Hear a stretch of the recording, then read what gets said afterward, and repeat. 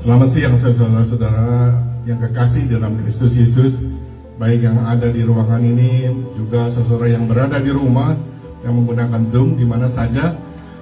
Mari saudara kita mulai kebaktian kita pada siang hari ini.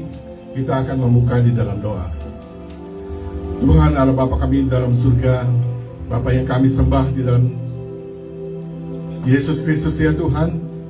Terima kasih ya Tuhan untuk pemeliharaan Tuhan selama seminggu ini ya Tuhan.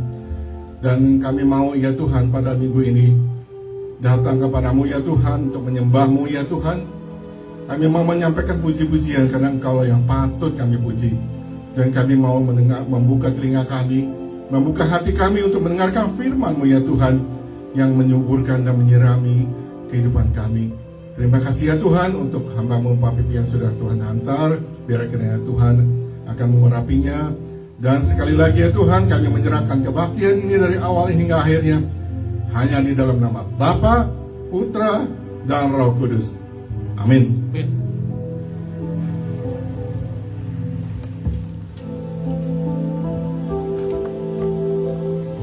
Shalom, selamat pagi, selamat datang. Mari kita puji Tuhan. Kita awali kebaktian hari ini dengan memuji Tuhan. Kita katakan Tuhan Yesus ajaib.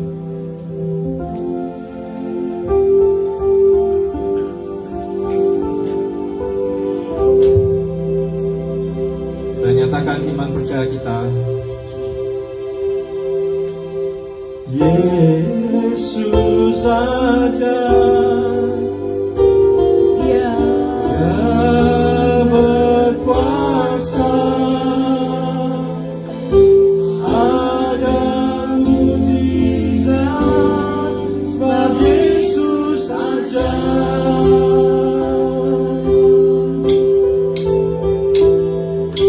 Yesus aja, Tuhanku aja, kasih-Nya ajaib bagiku. Yesus ajaib, Tuhanku ajaib, rahmat-Nya tetap selamanya. Sekali lagi, Yesus ajaib, Yesus ajaib, Tuhanku ajaib, kasih-Nya ajaib bagiku. Yesus ajaib, Tuhanku ajaib, rahmat-Nya tetap selamanya. Tak berubah kasih-Nya, setiap hari bertambah indahnya. Sampai bumi berlalu dan habislah ragaku, Yesus tu ajaib bagiku. Mari kita nyanyikan sambil berdiri.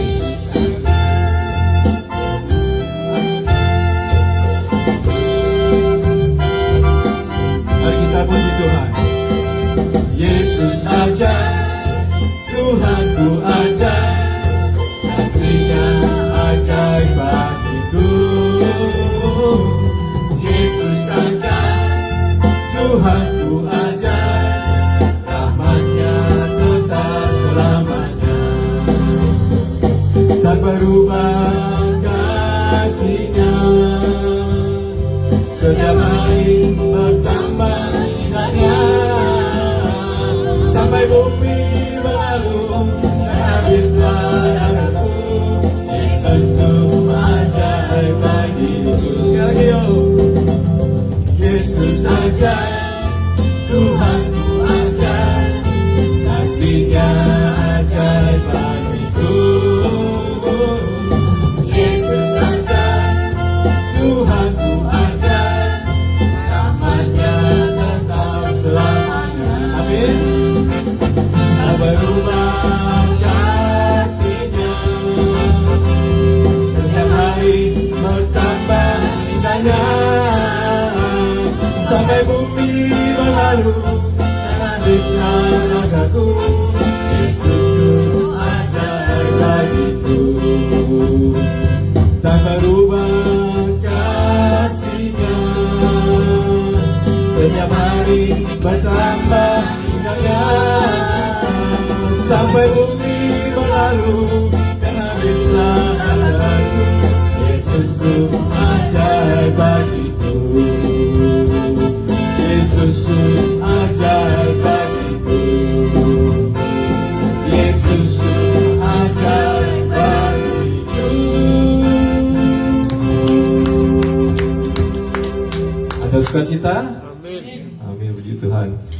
Tuhan Yesus berkata bahwa bukan kita yang memilih, tapi Dia yang memilih. Jadi kita bersyukur kepada Tuhan karena kita telah dipilih sebagai umat-Nya. Mari kita puji Tuhan, katakan kemuliaan hanya bagi Tuhan. Kita dipilih dari segala bangsa, kita dipilih jadi umat-Nya. Kita dipilih dan dikuduskan-Nya, membawa kemuliaan hanya bagi Dia. Sekali lagi, kita dipilih dari segala bangsa, kita dipilih jadi umat-Nya. Kita dipilih dan dikuduskan-Nya, membawa kemuliaan hanya bagi Dia. Terimalah kemuliaan dan hormat kami, terimalah sembah kami, pujian kami. Terimalah kemuliaan dan hormat kami, terimalah sembah kami, pujian.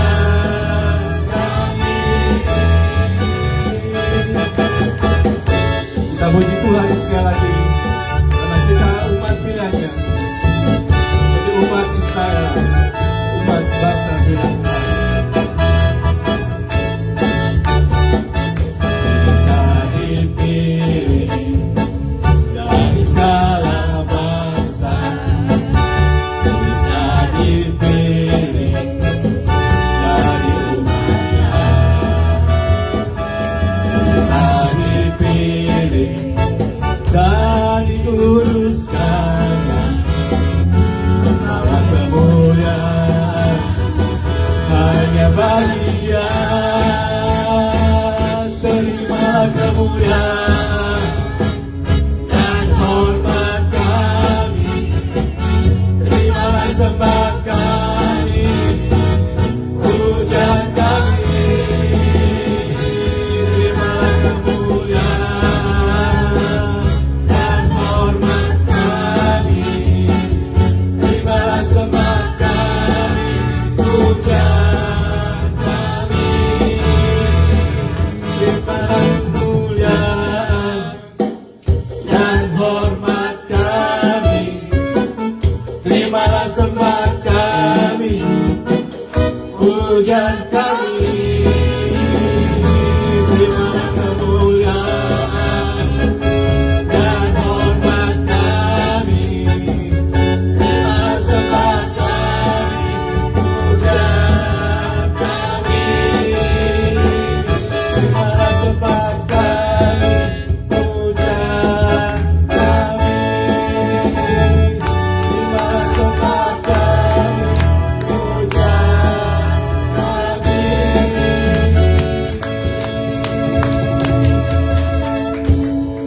Amin. Puji Tuhan, silakan duduk.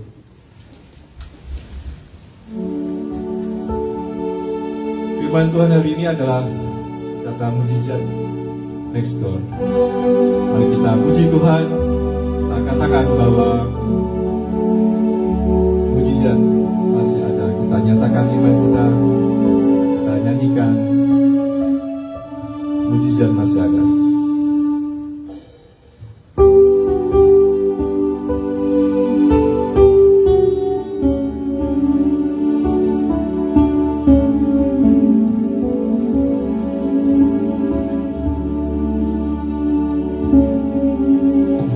Kau Tuhan jadi andalanku, hanya Kau Tuhan yang ku percaya. Di saat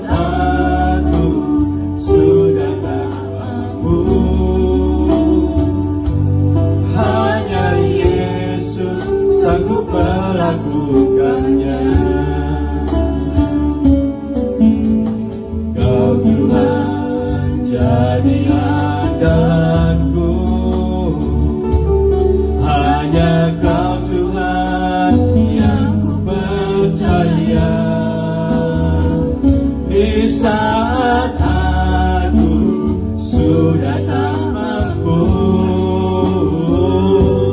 Hanya Yesus sanggup melakukannya. Aku percaya ada mujizat. Aku percaya Tuhanku dahsyat. Perbuatan ajaib telah dikerjakannya.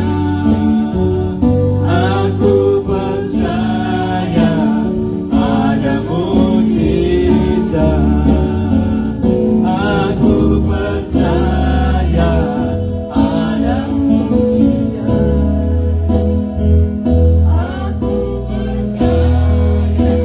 Tuhanku dahsyat. Perbuatan ajaib telah dikerjakannya. Aku percaya ada mujizat. Sekali lagi, yuk kita nyanyikan. Kau Tuhan jadi andalanku. Hanya Kau Tuhan yang ku percaya. Di saat aku sudah tak mampu,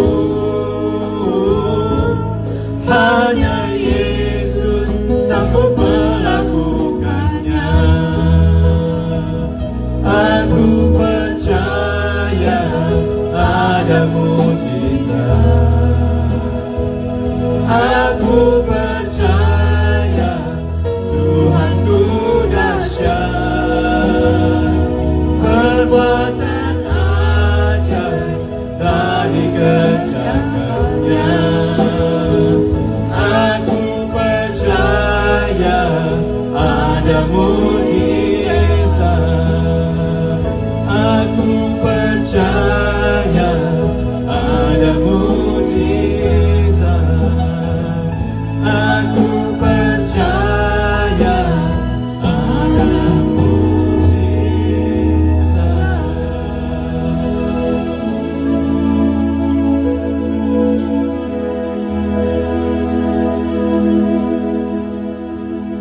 Kita berdoa, saudara. Ya Tuhan, terimalah kemuliaan dan hormat kami. Terimalah sembah kami dan pujian kami yang kami hantar ke tahta-Mu yang mulia melalui Tuhan dan Juru Selamat kami, Yesus Kristus. Dan kini saatnya kami datang untuk membawa hati kami agar ditaburi oleh benih firman-Mu. Tolong jadikan hati kami seperti tanah yang subur, supaya benih firman yang ditabur tumbuh dengan subur. Ya Roh Kudus, bekerjalah di dalam hati dan seluruh hidup kami. Di dalam nama Tuhan Yesus kami berdoa. Amin.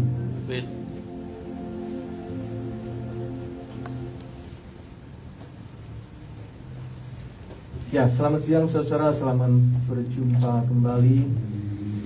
Hari ini tema khotbah kita adalah The Next Door Miracle. Kita akan membaca Yohanes 2 ayat 1 sampai dengan 11.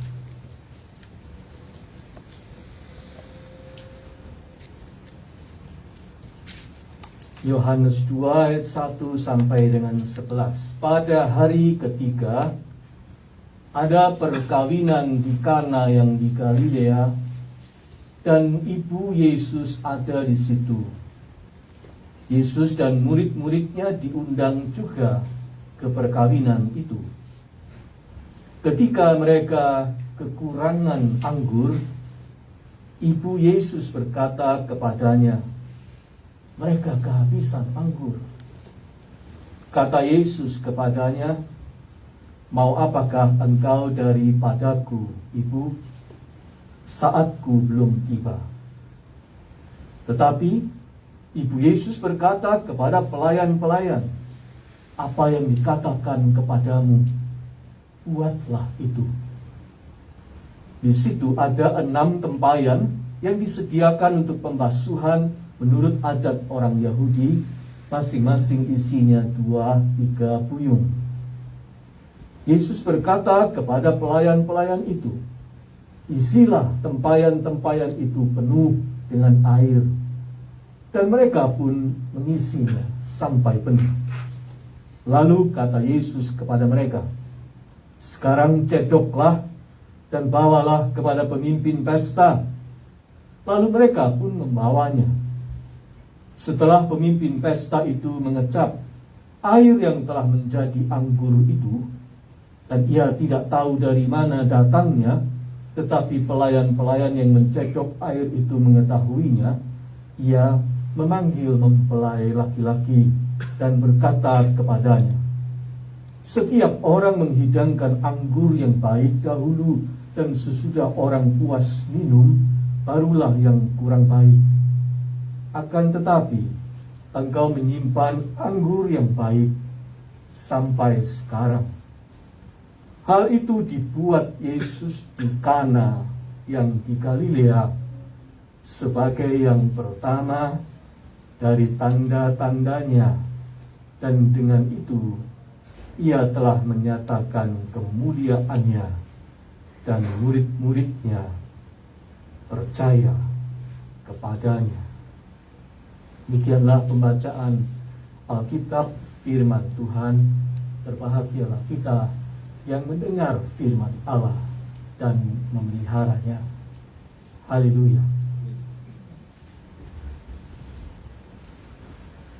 Saudara sekalian, menurut Injil Yohanes, kejadian ini adalah mujizat yang pertama kali dilakukan Yesus di dalam pelayanannya di muka bumi ini. The first miracle. Mengubah air menjadi anggur. Oh, ini bukan yang amat spektakuler sebetulnya. Bukan yang amat mencengangkan. Berjalan di atas air itu membuat orang lebih terpesona. Memperbanyak beberapa potong roti dan ikan untuk memberi makan ribuan orang, oh itu lebih mengherankan. Menyembuhkan si kusta, bahkan membangkitkan orang mati, lebih mengundang decak kagum. Artinya, untuk ukuran Tuhan ini terbilang mujizat yang sederhana. Membelah Laut Merah itu lebih dahsyat. Bagi Sang Pencipta yang membuat langit dan bumi dari kosong, nihil, tidak ada apa-apa, menjadi ada, membuat air menjadi anggur, itu biasa. Apalagi tidak semua orang tahu apa yang terjadi sebenarnya. Pemimpin pesta itu nggak tahu. Taunya minum anggur yang enak saja. Tidak semua orang tahu. Hanya orang-orang di lingkaran tertentu yang tahu. Yang terdekat saja. Ini mujizat yang pertama. Mengapa? Mengapa mujizat ini lebih bersifat private?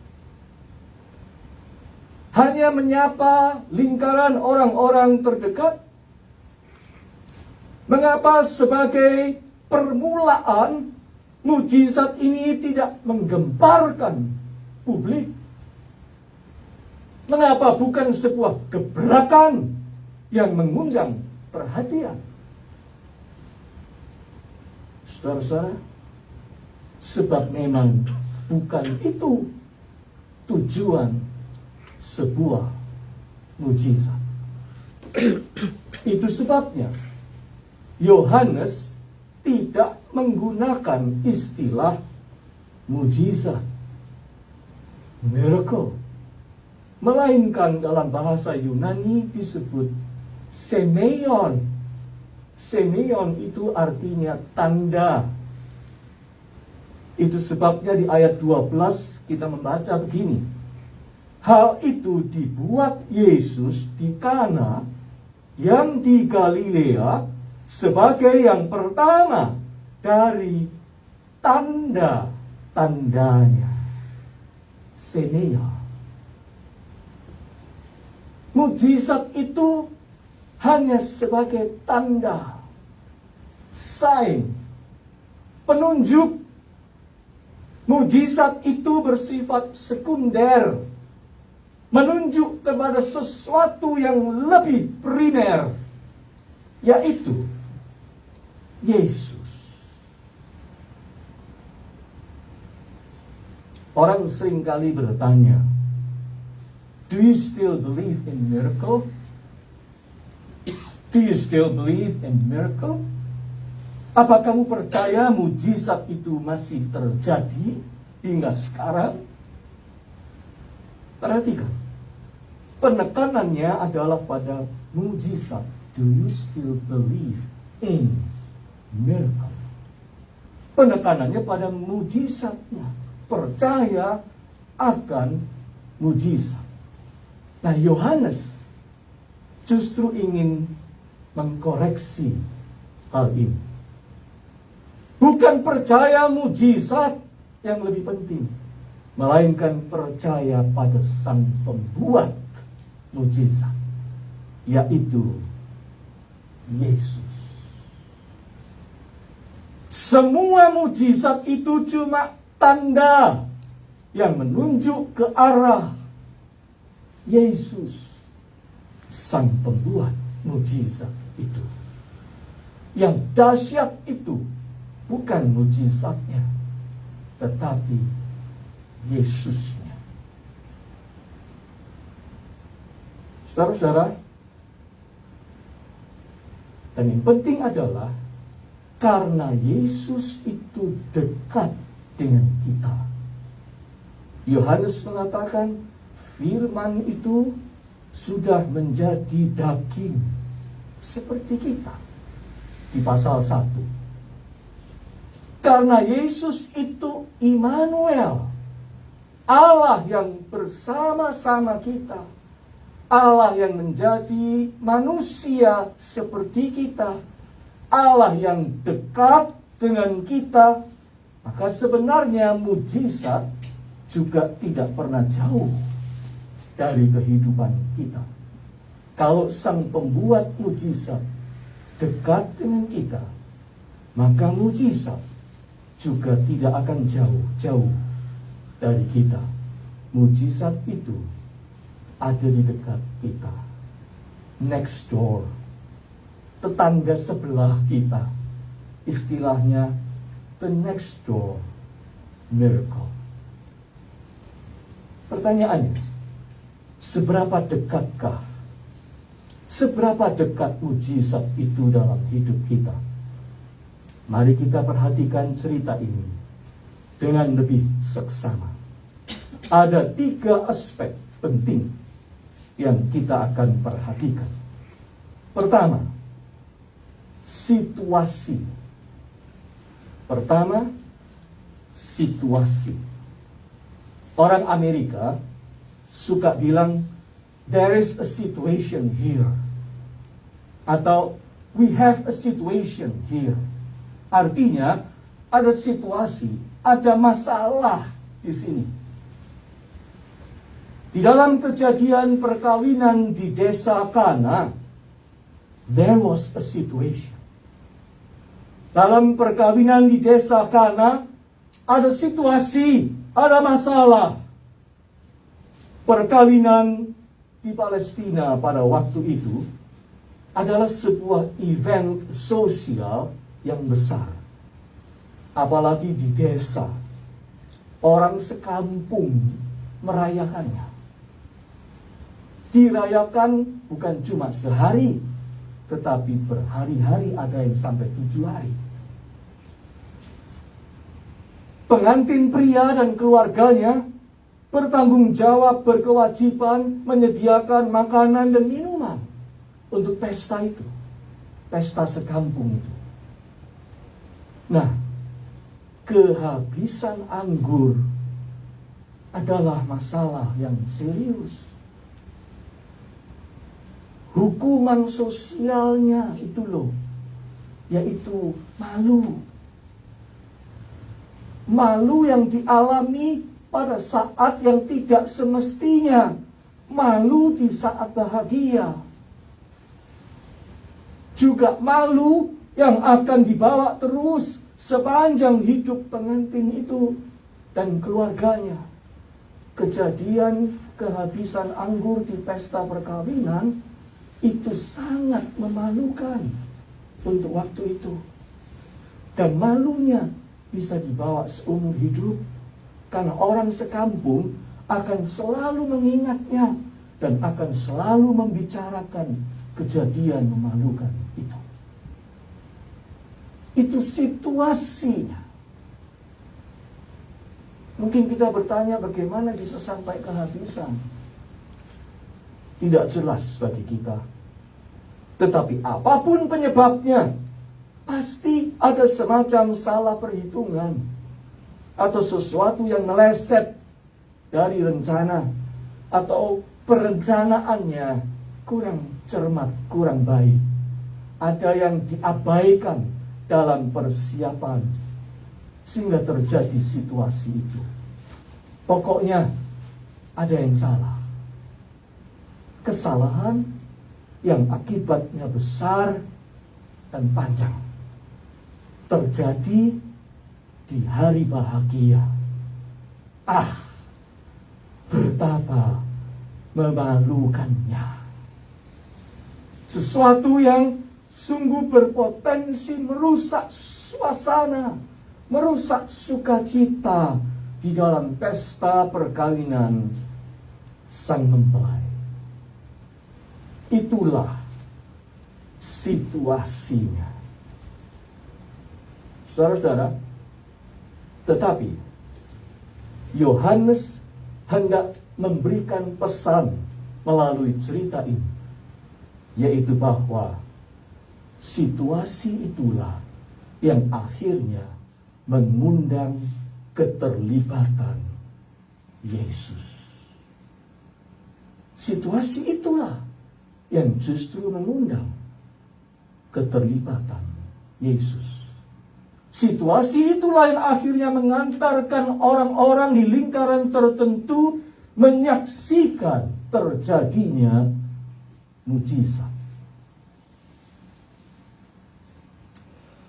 Saya dulu sekolah di SMA Katolik di Surabaya. Setiap kali misa sekolah, kami selalu menyanyikan lagu ini. Semua bunga ikut bernyanyi, gembira hatiku, segala rumput pun riang-riang, Tuhan sumber gembiraku. Semua lorong di bumi menuntunmu ke surga, bersama dengan sesama menuju pada Bapa. Ada kalimat begini, semua lorong di bumi menuntunmu kepada Tuhan. Ya, sebenarnya semua kejadian semua masalah, semua situasi yang kita alami itu sebuah lorong, terowongan yang mengantar kita lebih dekat kepada Tuhan. Saudara sekalian, bukankah banyak pertolongan Tuhan yang kita, saudara-saudara dan saya alami justru karena ada sebuah situasi menghadang, bukan? Anda dibawa melihat pekerjaan Tuhan justru ketika ada sebuah situasi. Campur tangan Tuhan terjadi karena sebuah situasi Anda alami. Semua, seperti kata lagu tadi, semua kejadian, semua situasi itu sebenarnya lorong yang menghantar kita untuk melihat kemuliaan Tuhan lebih besar. Pastor Charles Swindoll pernah berkata begini, every problem, every situation is an opportunity to prove God's power.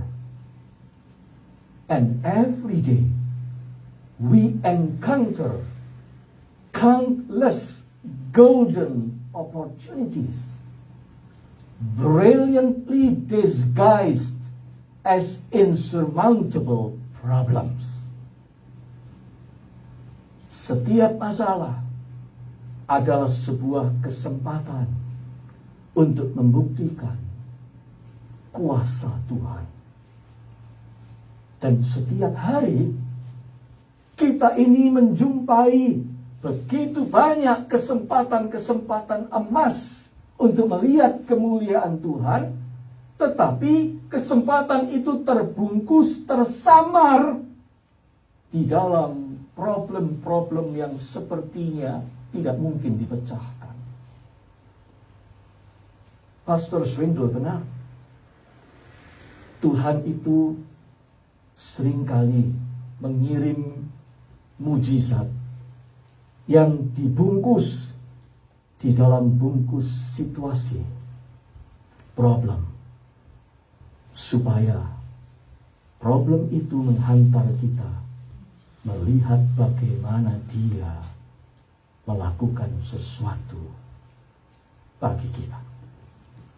Oleh sebab itu, orang beriman, saudara-saudara, justru menjadikan situasinya menjadi kendaraan menuju kepada Yesus.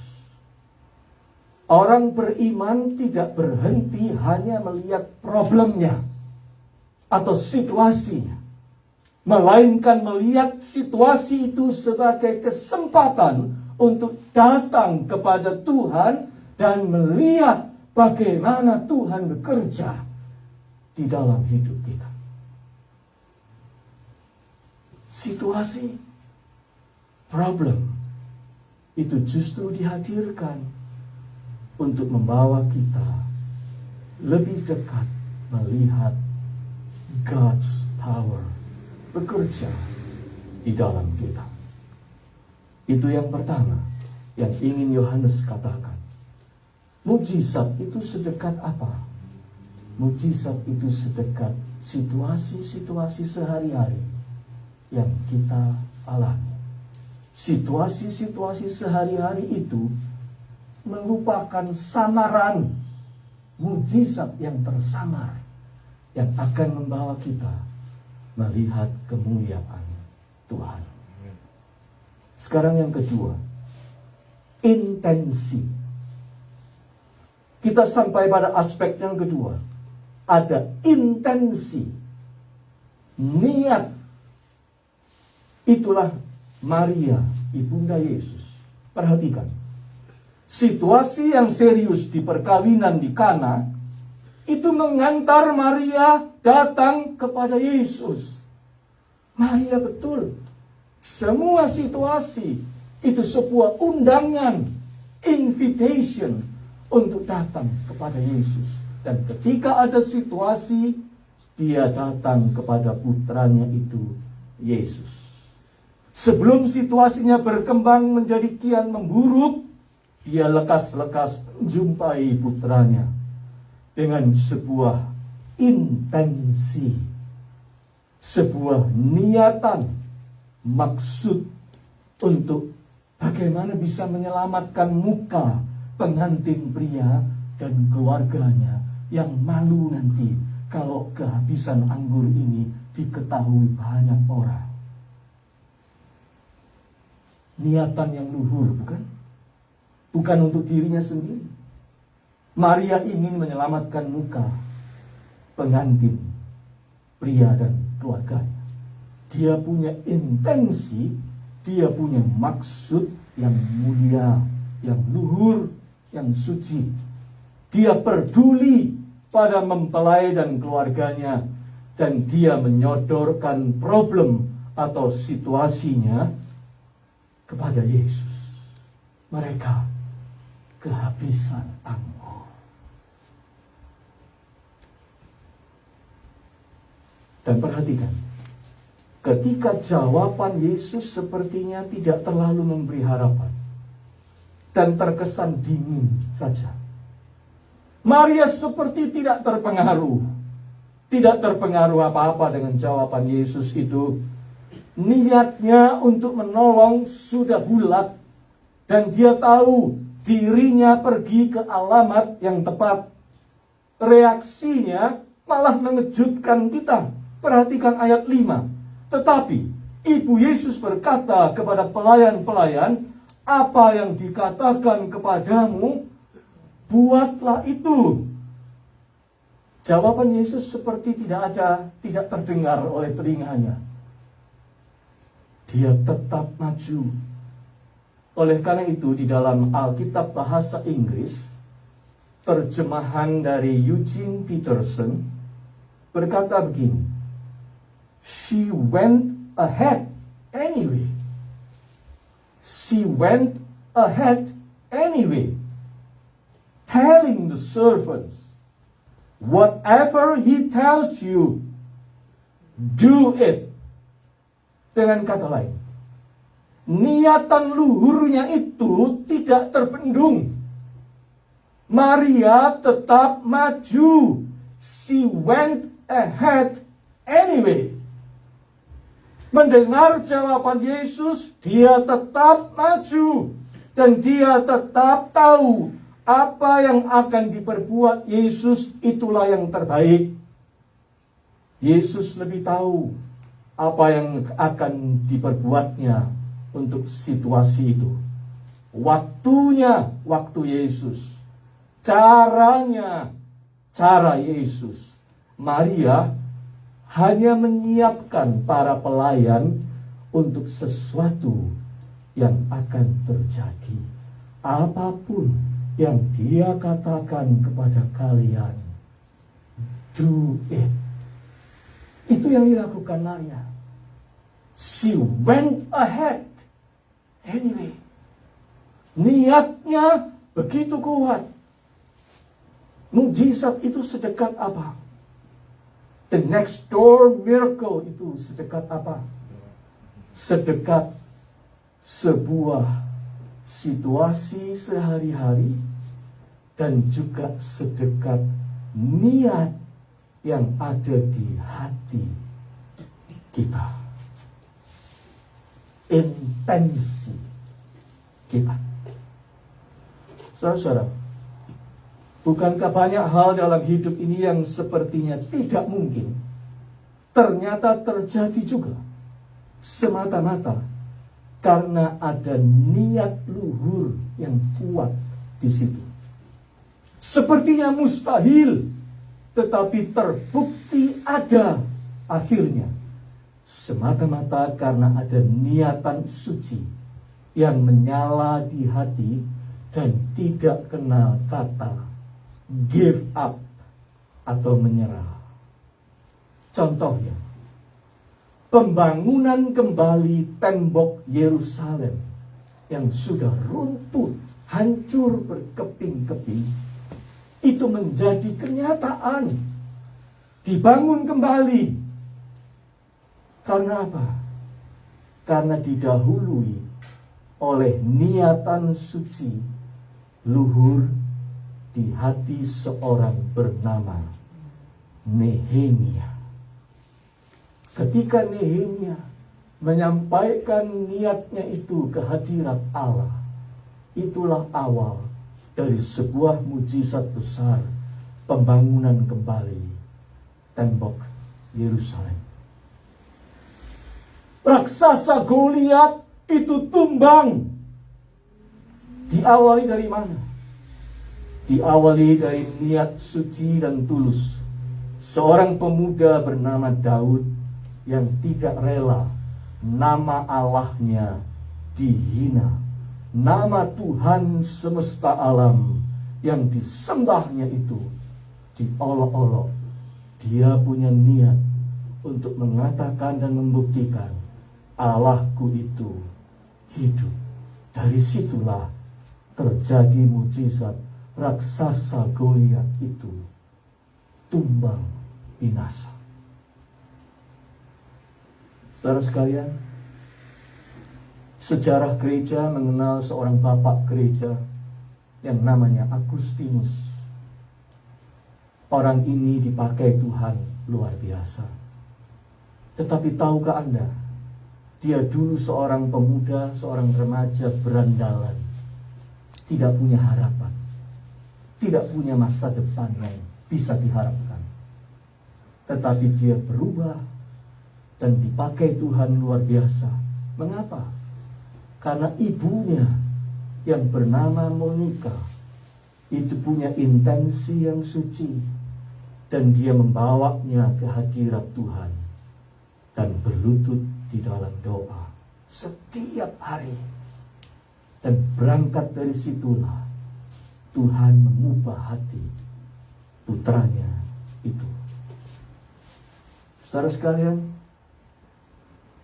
seorang wanita bernama Sonia Carson, ia seorang yang lulus SD saja tidak. Dia itu menjadi pencuci pakaian di rumah-rumah orang. Tetapi dia punya intensi yang tidak pernah padam di dalam hatinya. Intensi atau maksud yang suci, yaitu ingin anak-anaknya sekolah tinggi.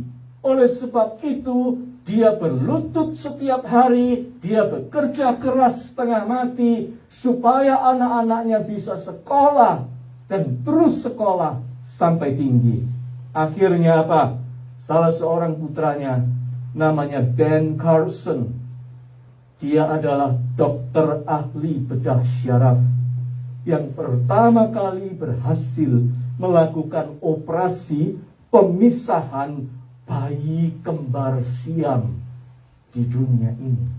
Dunia tidak akan pernah mengenal Dr. Benjamin Carson kalau andai kata tidak dimulai dari intensi suci di hati ibunya. Anda perhatikan, banyak hal yang tidak mungkin terjadi di dunia ini, tetapi terjadi ketika ada intensi yang luhur yang dibawa ke hadirat Allah. Mujizat itu sedekat apa? Sedekat intensi di hatimu dan di hatiku. Niatan yang suci yang akan Tuhan perhatikan. Banyak perkara yang semula tampaknya seperti mustahil akan menjadi kenyataan karena diawali dengan sebuah niatan luhur yang suci, yang tidak kenal kata menyerah.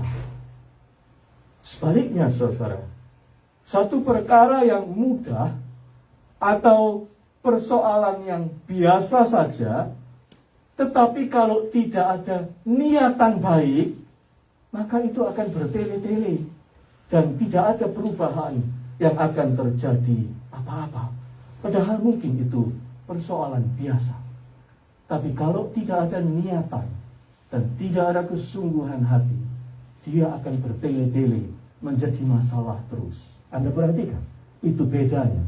Ada niatan atau tidak. Intensi itu penting. Niat suci itu penting. Keinginan luhur seperti Maria itu penting. Dan itu sangat menentukan sesuatu terjadi. Sangat berperan menghadirkan sebuah perubahan. Dengan kata lain, mujizat ada dekat di hati kita, sedekat intensi yang terkandung murni di dalamnya. The next door, miracle. Sekarang yang ketiga terakhir, solusi. Sesudah situasi, intensi, solusi. Saudara sekalian, aspek yang terakhir ini yang dinanti-nantikan orang, bukan? Di dalam kasus perkawinan di Kana, bagi orang yang mengetahui situasinya, itu menegangkan. Dan yang ditunggu-tunggu adalah bagaimana solusinya? Kehabisan anggur, bagaimana solusinya? Sekalipun punya niat suci, ada intensi untuk membantu, Maria juga tidak tahu bagaimana solusinya. Harus diakui, saudara-saudara, solusi itu seringkali memang jauh di luar jangkauan kita, di luar jangkauan otak kita, di luar jangkauan tangan kita. Apalagi kalau kita mau menyelesaikannya sendirian saja, tanpa teman, tanpa bantuan. Solusi itu sungguh jauh dari kita. Tetapi, perhatikan, walau tidak tahu bagaimana solusinya, Maria tahu pasti ada solusi. Perhatikan, Maria tidak tahu bagaimana solusinya, tetapi Maria tahu satu hal, pasti ada solusi. Ada sebuah kutipan yang berbunyi begini: if the challenge exists, so must the solution. Kalau challenge-nya, tantangannya itu ada, maka solusinya juga pasti ada. Kalau problem ada, pemecahannya juga pasti ada. Rupanya, lewat tokoh Maria, Yohanes ingin mengatakan bahwa jika kita percaya solusi itu pasti ada, itu sudah bagian awal dari sebuah solusi. Jika kita percaya bahwa solusi itu pasti ada, itu sudah bagian dari sebuah solusi. Mengapa kita percaya solusi itu pasti ada? Jawabannya karena kita percaya pada Tuhan. Tuhan itu tidak akan membiarkan sebuah situasi tanpa solusi. Mengapa kita percaya solusi pasti ada? Karena kita percaya pada Tuhan. Tuhan itu sumbernya solusi. Dia tidak akan membiarkan sebuah situasi tanpa solusi. Ketika di hadapannya disodorkan situasi kehabisan anggur, Yesus akhirnya memberikan solusi, mengubah air menjadi anggur. Yesus pada akhirnya memberikan solusi. Sebuah solusi itu memang seringkali jauh di luar jangkauan saya dan Anda, tetapi tidak di luar jangkauan Yesus. Itu yang ingin Yohanes katakan. Firman Tuhan mengajar kepada kita, beriman itu berarti kita percaya pada solusi versinya Tuhan, bukan versinya kita sendiri. Kalau Tuhan bertindak, Dia bertindak menurut waktunya, Dia bertindak menurut caranya, maka banyak hal yang tadinya terasa sulit dan rumit, tahu-tahu menjadi sederhana. Tuhan itu Tuhan pemberi solusi menurut versinya. Saudara-saudara, dalam kenyataan hidup harus kita akui, kalau Tuhan itu bertindak, ya, kalau Tuhan itu bekerja, banyak hal yang tadinya bagi kita rasanya sulit dan rumit, tiba-tiba menjadi lebih sederhana. Benang-benang kusutnya mulai terlepas. Jalannya seperti mulai ada saja, dibukakan. Kesempatannya seperti terbuka. Tadinya kita tidak lihat. Pertolongan tiba pada waktunya, tanpa diduga-duga. Tahu-tahu kita melihat simplicity. Tahu-tahu kita melihat sebuah kesederhanaan solusi yang sebelumnya tidak kita lihat. Tengoklah ke belakang pada perjalanan hidup Anda. Ketika Tuhan bekerja, maka yang terjadi adalah banyak hal yang tadinya kita sangka tidak mungkin terjadi, dibukakan jalannya. Tuhan membuatnya menjadi lebih sederhana.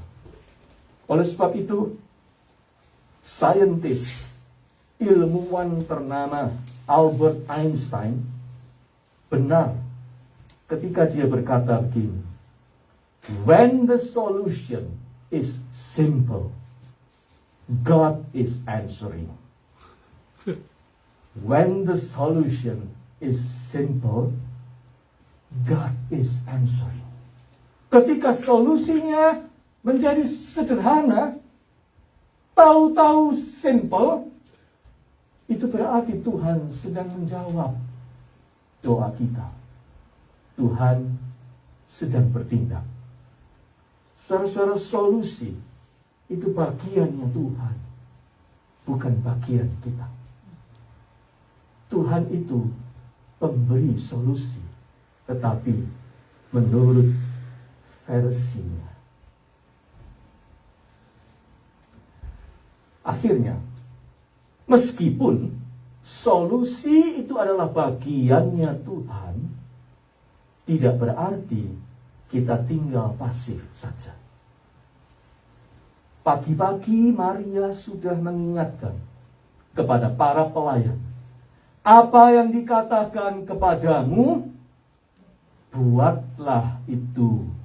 His mother said unto the servants, whatsoever he said unto you, do it. Do it. Artinya ada bagian yang harus kita yang do it. Ada bagian yang harus kita yang mengerjakannya. Whatever the solution is, be part of the solution. Itu yang dimaksudkan oleh Yohanes di sini. Firman Tuhan ingin mengajar kita. Kita tidak tahu solusinya, tetapi solusi itu pasti ada di dalam Tuhan. Dan kita jadilah bagian dari solusi itu. Whatever the solution is, be part of the solution. Maria tahu, itu yang dikehendaki Yesus. Yesus tidak akan melakukan mujizatnya tanpa melibatkan kita. Dia selalu ingin kita mengambil bagian di dalam solusinya. Be part of His solution. Seperti ketika dia melibatkan pelayan-pelayan pesta di pesta kawin Kana itu, dia membuat mujizat terjadi, sementara pelayan-pelayan itu do their parts di dalamnya. Tuhan itu membelah Laut Merah, betul. Tetapi Musa dan orang Israel harus melangkah, masuk dan menyeberangi Laut Merah itu. Tuhan mengaruniakan kesuburan, tetapi kita yang harus menyirami tanahnya, bukan? Itu bagian kita. Tuhan mengaruniakan pekerjaan, tapi kita yang harus maju, membuat aplikasi dan menyiapkan diri untuk interview. Be part of the solution. Complete solution itu dari Tuhan. Tapi kita diberi jatah mengambil bagian di dalamnya. Saudara, bagaimana sih solusi dari pandemi ini? Pandemi yang panjang ini, kapan selesainya? Varian baru muncul terus, bermunculan terus. Sampai kapan? Kita tidak tahu solusinya. Sejujurnya kita tidak tahu. Solusi sepenuhnya di luar jangkauan kita. Hanya Tuhan yang bisa menyelesaikan dengan caranya dan pada waktunya. Tetapi kita harus punya mentalitas be part of the solution. Jangan meremehkan. Jangan berlaku seperti tidak ada apa-apa. Tetaplah waspada, menjaga diri, dan menjaga orang lain. Patuhi protokol kesehatan. Jangan kendor. Jangan cuma menuding dan menyalahkan orang sini dan sana. Just be part of the solution.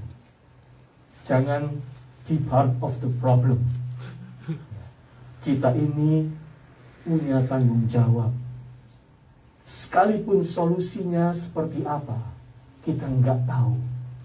Tapi Anda dan saya punya kewajiban untuk bersikap positif, menjadi bagian dari solusi itu. Sampai Tuhan dengan waktu dan caranya menghadirkan complete solution kepada kita. Saya menutup khotbah ini dengan sebuah kesimpulan. Tuhan itu dekat dengan kita.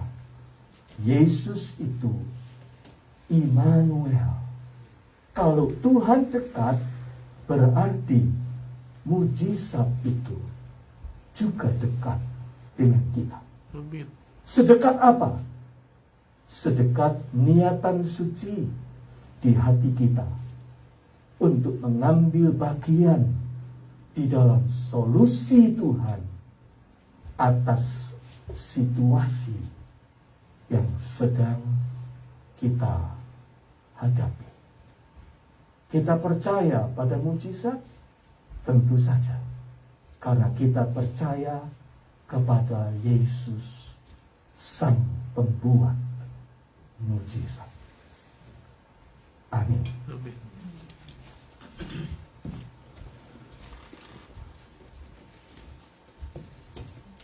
Mari kita datang pada Tuhan dalam doa, saudara.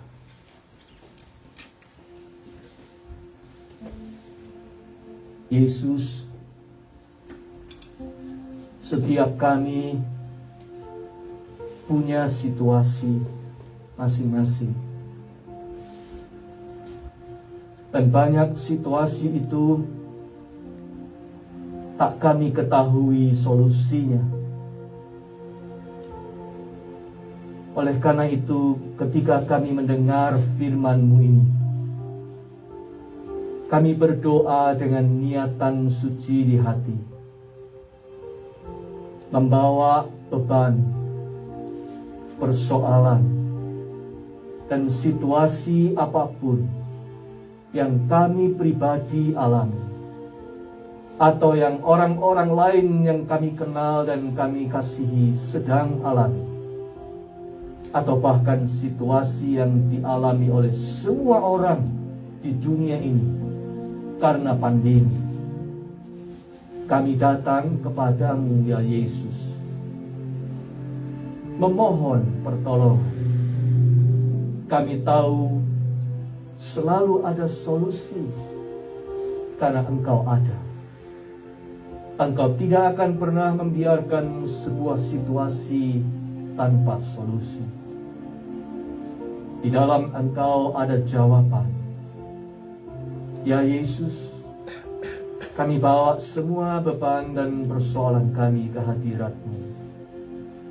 Jamahlah kami, sentuhlah kami dengan cinta-Mu, dan buatlah kami lebih dekat padamu, sampai kami bisa melihat kemuliaan-Mu dinyatakan di dalam setiap situasi yang kami alami.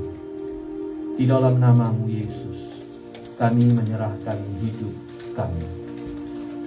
Amin.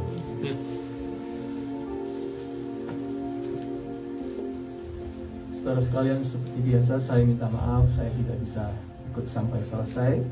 Oleh karena itu sebelum saya kembali, saya undang Bapak Ibu Saudara sekalian untuk bangkit berdiri untuk menerima berkat dari Tuhan. Sesudah nanti ibadah ini usai, Anda kembali dalam hidup sehari-hari, ingatlah Tuhan itu dekat. Oleh karena itu, mujizat juga dekat. Tuhan itu ada dalam hidup kita setiap hari dalam semua situasi. Percayalah, semua situasi sedang mengantar kita lebih dekat melihat kemuliaan-Nya. Pulanglah dalam damai dan layani Tuhan dengan syukur, dan terimalah berkat-Nya. Tuhan memberkati engkau dan melindungi engkau. Tuhan mengaruniakan anugerah dan damai sejahtera-Nya. Tuhan menghadapkan wajah-Nya kepadamu dan memberi engkau damai sejahtera. Haleluya. Amin. Silakan berdoa.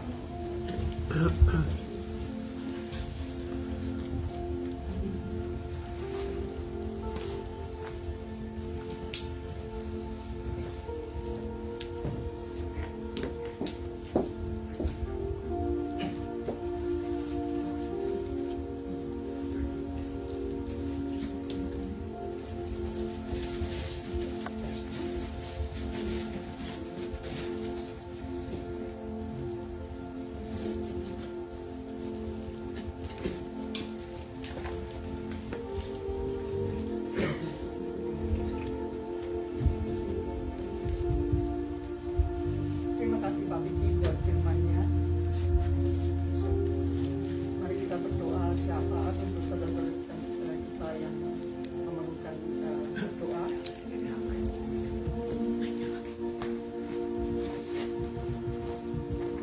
Ya Tuhan, Bapa kami dalam surga, terima kasih ya Tuhan atas makanan rohani yang sudah kami terima ya Tuhan. Dan kami percaya mujizat masih ada ya Tuhan.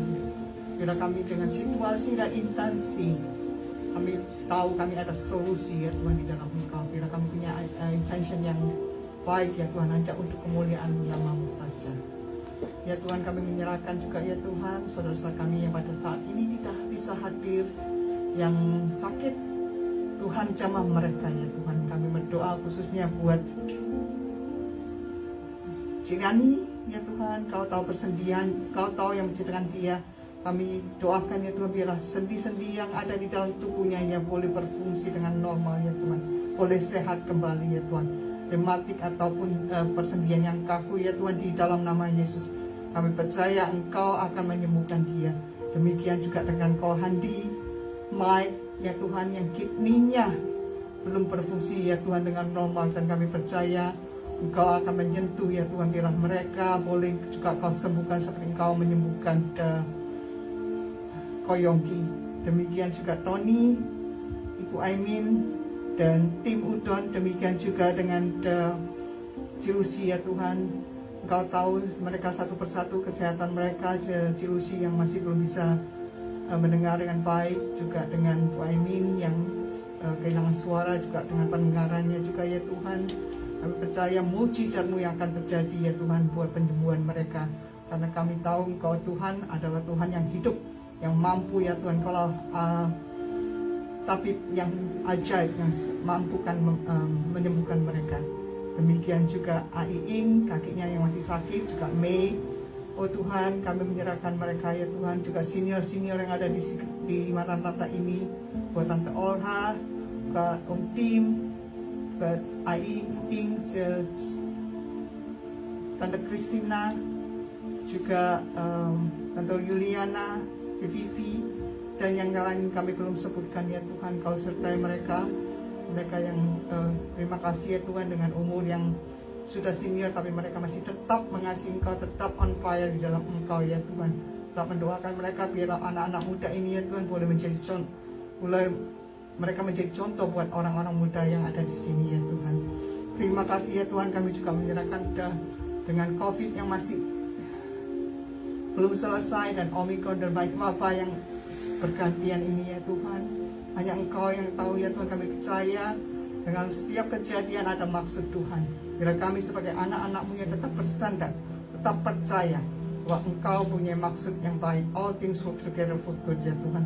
For juga mereka yang sakit terkena COVID, biar Engkau sendiri ya Tuhan, mereka boleh berkarantin dengan tidak ada masalah lain ya Tuhan, dan mereka boleh kembali lagi bersama kami. Terima kasih juga ya Tuhan, Kau mampukan kami, Kau memberikan kami privilege untuk tinggal di negara ini ya Tuhan. Kami menyerahkan ya Tuhan negara yang kami tinggal ini, juga presiden dan wakil presiden dan kabinet dari top ke bawah ya Tuhan. Bila segala keputusan, segala kebijakan yang mereka ambil ya Tuhan, hanya dari Engkau saja, dan mereka punya hati yang takut akan Tuhan. Biar negara ini ya Tuhan boleh kembali kepada Engkau, menjadi negara yang mengasihi Engkau. In God we trust ya Tuhan. Dan kami percaya ya Tuhan, Engkau bekerja di dalam negara ini. Biar ada revival di dalam negara ini ya Tuhan.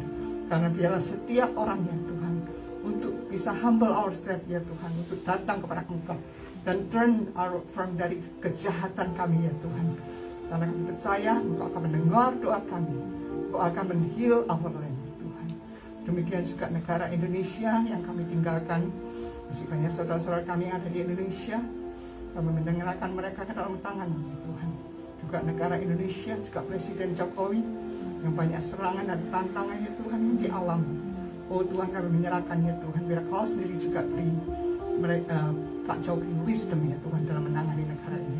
Kau menyerahkan ya Tuhan negara Indonesia ini biar menjadi negara yang majority Islam akan diubahkan, di mana anak-anak Tuhan boleh bangkit, di mana orang-orang murtadnya boleh kembali kepada Engkau ya Tuhan, diselamatkan ya Tuhan, menjadi berkat negara Indonesia ini ya Tuhan. Terima kasih ya Tuhan.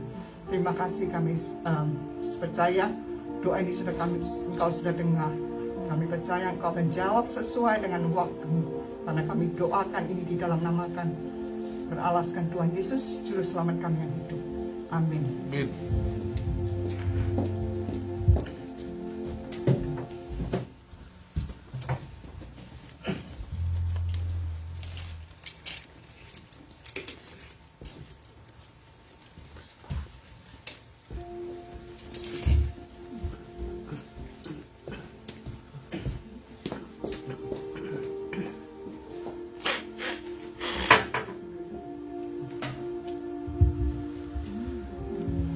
Sekarang bentar lagi akan memberikan persembahan. Sebelumnya mari kita berdoa dulu. Bapa yang di dalam surga, terima kasih ya Bapa. Pada siang hari ini kami masih bisa beribadah bersama. Kiranya Kau berkati kami. Untuk berkat-Mu sepanjang minggu hari ini kami berterima kasih ya Tuhan. Bukan karena kekuatan dan kemampuan kami, karena kebaikan-Mu sepanjang minggu hari ini ya Tuhan. Tuhan, sebentar lagi kami akan memberikan persembahan yang terbaik untuk dipakai untuk kemuliaan nama-Mu. Kiranya Kau sucikan dan kuduskan persembahan kami ini. Di dalam nama Tuhan Yesus kami sudah berdoa dan mengucap syukur. Haleluya. Amin.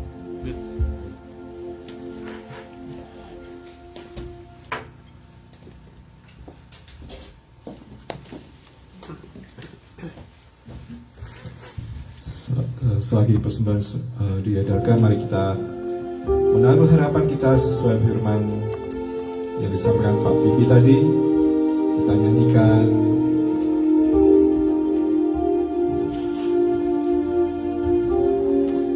selalu ada untukmu.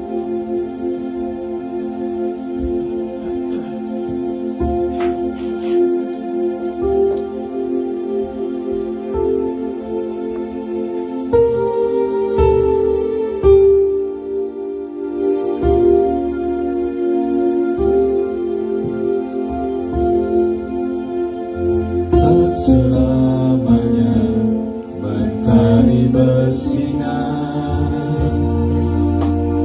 tak selamanya dunia berputar, namun kasih-Mu tetap selamanya. Janji-Mu Tuhan tak berubah sekali. Tak selamanya mentari bersinar, tak selamanya dunia berputar, namun kasih-Mu tetap selamanya. Janji-Mu Tuhan tak pernah berubah. Selamanya ku cintai tempat kediaman-Mu Tuhan. Oh, selamanya ku kagumi kasih-Mu tiada batasnya. Takkan pernah Kau ingkari kasih-Mu selalu ada untukku.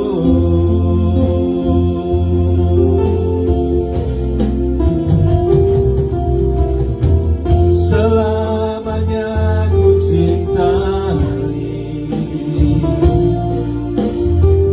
tempat kediaman-Mu Tuhan. Selamanya ku kagumi kasih-Mu tiada batasnya. Takkan pernah Kau ingkari kasih-Mu selalu ada untukku.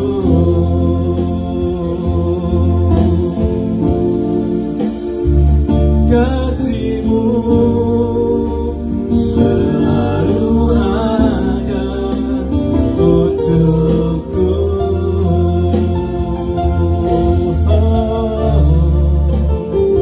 Kasih-Mu selalu ada untukku.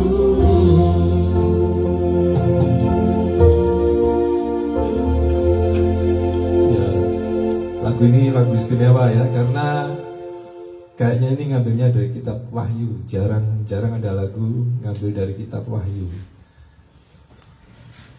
Oke. Berikutnya adalah Cik Foni mungkin masih mengurus anak-anak. Kita mau memberi tanda terima kasih penghargaan untuk Ko Andreas yang terus melayani, khususnya membantu di Maranatha. Puji Tuhan. Terima kasih. Mari kita tutup. Dan minggu depan, hah? Ya, yang lain sudah minggu lalu. Dan minggu depan yang menyampaikan firman adalah Pak Ritiau, Om Ritiau, dan kita mengundang jemaat semua untuk sama-sama beribadah memuji Tuhan minggu depan. Dan ada yang mau disampaikan? Pengumuman? Tidak ada? Mari kita tutup kebaktian ibadah hari ini dengan lagu Maranatha.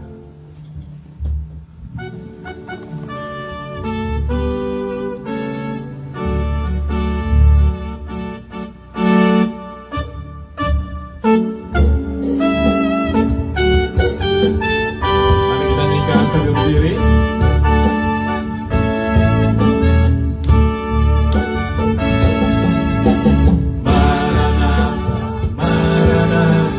Tuhan datanglah, persiapkanlah dirimu, sambut kedatangannya. Maranatha, Maranatha, Kristus datanglah, hari ini, hari yang termulia. Haleluya, Tuhan datanglah dalam kemuliaan-Nya, bersama para terusan sambutlah Dia, Raja. Segala suku tanpa bahasa nyanyi sembah Sang Raja. Ya Yesus, Maranatha datanglah. Haleluya, haleluya, haleluya, Tuhan datanglah dalam kemuliaan-Nya, bersama para terusan sambutlah Dia, Raja. Segala suku dan bahasa nyanyi sembah Sang Raja. Ya Yesus, Maranatha datanglah. Ya Yesus, Maranatha datanglah. Ya Yesus, Maranatha datanglah.